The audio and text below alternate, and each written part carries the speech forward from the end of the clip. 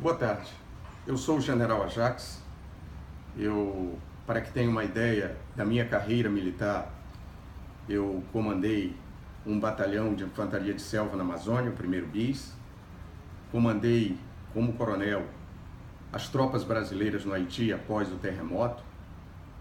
Já como general, comandei a brigada, as tropas sediadas na Tríplice Fronteira, Brasil, Argentina e Paraguai. Depois comandei a Escola de Aperfeiçoamento de Oficiais, onde todos os capitães do Exército Brasileiro se aperfeiçoam.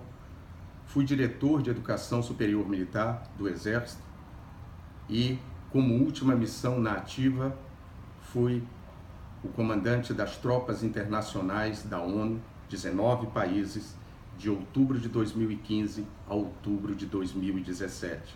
Eu sou o último Force Commander da missão.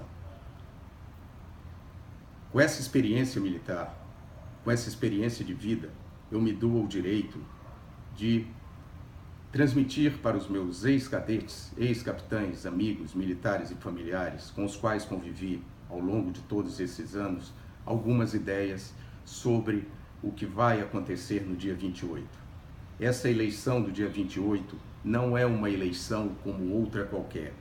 Ela é diferenciada. O principal componente dessa eleição que nós vamos agora nos confrontar é a ideologia. São duas ideologias distintas que vão entrar em choque no dia 28. Por isso ela é diferente. E alguém pode dizer, mas o PT já esteve no governo. Sim, esteve no governo por 13 anos. Só que numa situação diferente. Eles haviam vencido as eleições e porque levaram o país à pior recessão de sua história, 3 anos de recessão, e ao maior escândalo de corrupção do planeta, foram escorraçados do poder. A última presidente sofreu um processo legal de impeachment. Agora, eles voltam numa situação diferente. E tenham certeza, eles voltam com sede de vingança. Se eleitos, nós, do Exército, seremos a principal vítima.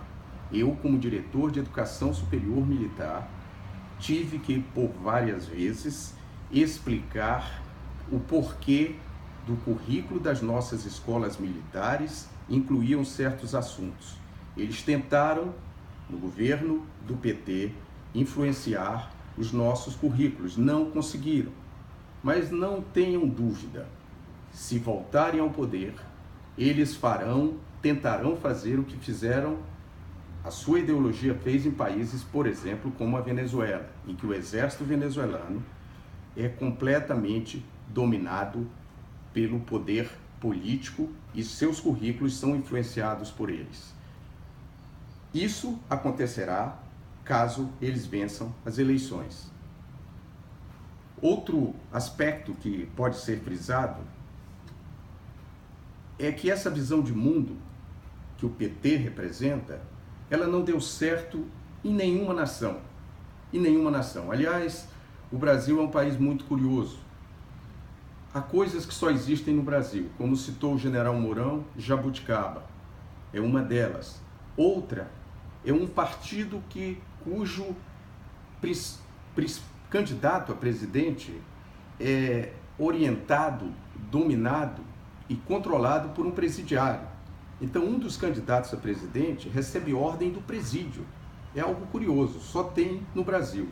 E outra coisa que só tem no Brasil, além da jabuticaba, um presidiário controlando um candidato a presidente no segundo turno, é a existência de um ser que está extinto no mundo evoluído, que é o comunista. Só tem no Brasil. Os países mais atrasados ainda têm essa espécie de dinossauro. O comunista, eu costumo dizer que ele é o irmão siamês do fascista.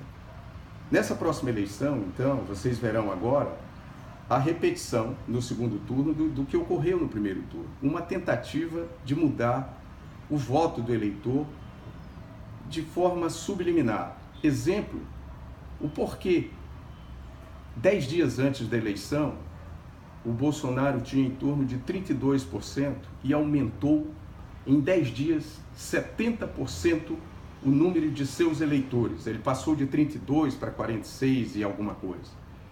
Isso representa 70% dos votos que ele tinha. Como isso ocorreu em 10 dias? Não é que ocorreu em 10 dias. Esse movimento pró-Bolsonaro já existia anteriormente.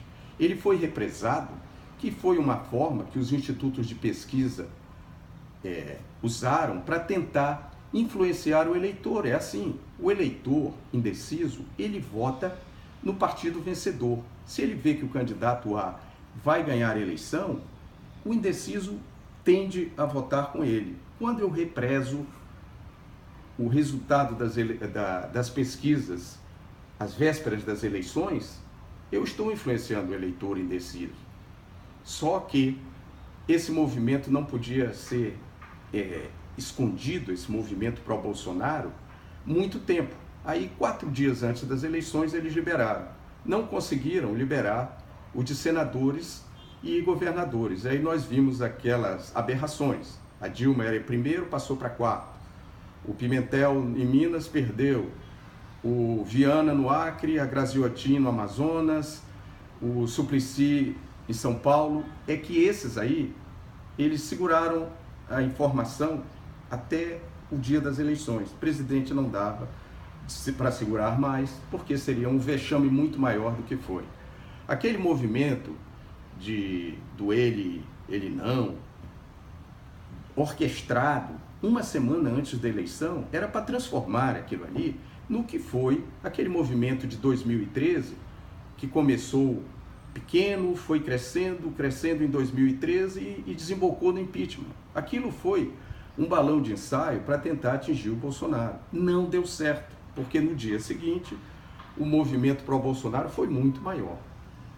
Então agora, dia 28, até lá, seja um ativista do país. Não ache que a eleição está ganha. Não está ganha. Está quase ganha. Mas se você convencer um amigo, um indeciso, a votar no lado que tem ideal, que tem fé, que eu acredito que dará um destino melhor para o país, você muda, você decide as eleições sim. Um voto decide as eleições. Participe de carreatas, passeatas, caminhadas, adesive seu carro, fale com seu vizinho, entre nos sites e discuta.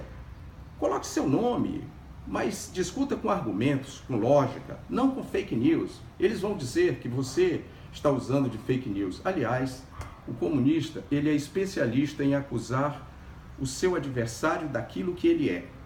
Ele chama o adversário de fascista quando fascista é ele. Mentiroso quando mentiroso é ele. Isso é uma técnica comunista usada há muitos anos. E ele não diz que ele é comunista. Ele é socialista. O socialista é um comunista envergonhado. E o comunista é um fascista, é irmão siamês do fascista. Então, de dia 28, não esqueça, é decisivo para o país.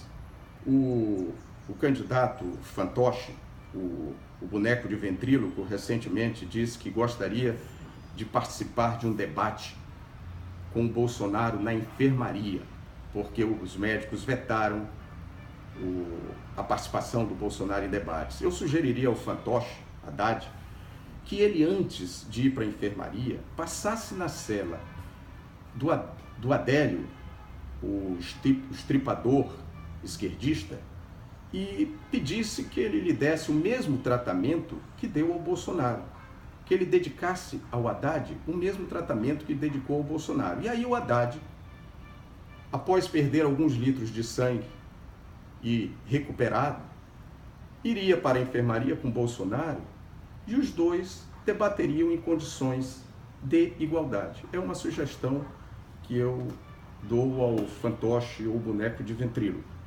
Dia 28, é importante que nós joguemos até o último minuto. O jogo só se ganha quando o juiz apita.